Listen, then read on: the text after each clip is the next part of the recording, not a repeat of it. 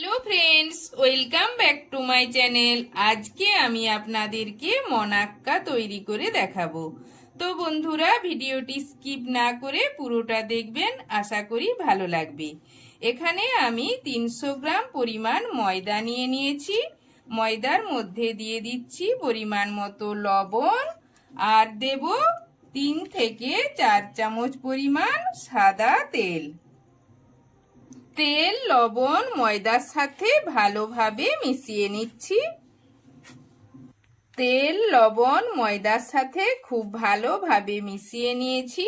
এখন অল্প অল্প জল দিয়ে একটা শক্ত ডো তৈরি করে নেব। খুব বেশি জল কিন্তু একবারে দেয়া যাবে না, অল্প অল্প জল দিয়ে মণ্ডটা তৈরি করে নিতে হবে। মণ্ডটা তৈরি হয়ে গিয়েছে, এটাকে ঢাকনা দিয়ে ঢেকে আধ ঘন্টা মতো রেখে দেব। এলাম আধ ঘন্টা পর, ঢাকনা খুলে নিচ্ছি। এটাকে আবারও একটু ঠেসে নেব। এটাকে ভালো করে ঠেসে নিয়ে গোল করে নিয়েছি। এরপর মোটা করে বেলে নেব। তো দেখুন, এটা বেলে নিয়েছি। এটা এই রকম মোটা করে বেলে নিয়েছি। এরপর এটাকে আমি কেটে নেব।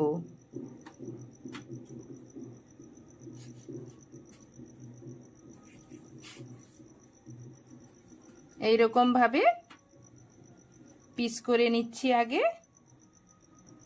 এইগুলো এইরকম লম্বা লম্বা করে কেটে নিয়েছি। একটা অংশ নিয়ে নিয়েছি, ছোট ছোট টুকরো করে কেটে নেব। এরকম ভাবেই আমি সব টুকরোগুলো তৈরি করে নেব। একটি প্যান বসিয়ে দিয়েছি, প্যানের মধ্যে দিয়ে দিয়েছি সাদা তেল। তেলটা হালকা গরম হয়ে গিয়েছে। এখন দিয়ে দিচ্ছি তৈরি করে রাখা মনাক্কা। এখানে তেল কিন্তু খুব বেশি গরম করা যাবে না, হালকা গরম অবস্থায় এইগুলো ছেড়ে দিতে হবে। সব মনাক্কাগুলো তেলের মধ্যে দিয়ে দিয়েছি। এই সময় কিন্তু গ্যাসের ফ্লেমটা একদম লোতে রাখতে হবে, নইলে বাইরের দিকটা পুড়ে যাবে আর ভেতর দিকটা কাঁচা থেকে যাবে। এইগুলোর এক পাশটা ভাজা হয়ে গিয়েছে, এবার অপর পাশটা উল্টে দিচ্ছি। এই রকম উল্টে পাল্টে মনাক্কাগুলোকে ভেজে নিতে হবে। মনাক্কাগুলো ভাজা হয়ে গিয়েছে, এবার তুলে নেব। মনাক্কার জন্য শিরাটা তৈরি করে নেব। এখানে নিয়ে নিয়েছি 1 বাটি পরিমাণ চিনি, দিয়ে দিচ্ছি হাফ বাটি পরিমাণ জল। এখানে আমি জল বেশি দিলাম না, কারণ আমি ঘন একটা শিরা তৈরি করে নেব।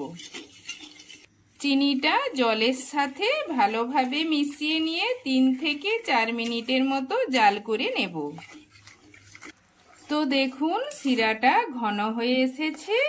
এখন গ্যাসের ফ্লেমটা একদম লোতে করে দিয়ে ভেজে রাখা মনাক্কাগুলো দিয়ে দিলাম। এগুলোকে একটু নাড়িয়ে চাড়িয়ে চিনি রসের সাথে মিশিয়ে নিতে হবে। চিনির শিরাটা মনাক্কার সাথে খুব ভালোভাবে মিশিয়ে নিয়েছি।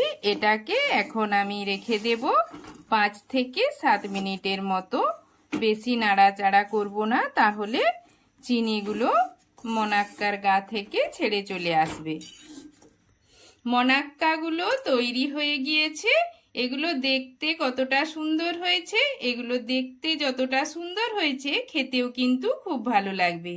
আপনারাও বাড়িতে খুব সহজে এইভাবে মনাক্কা বানিয়ে নিতে পারবেন।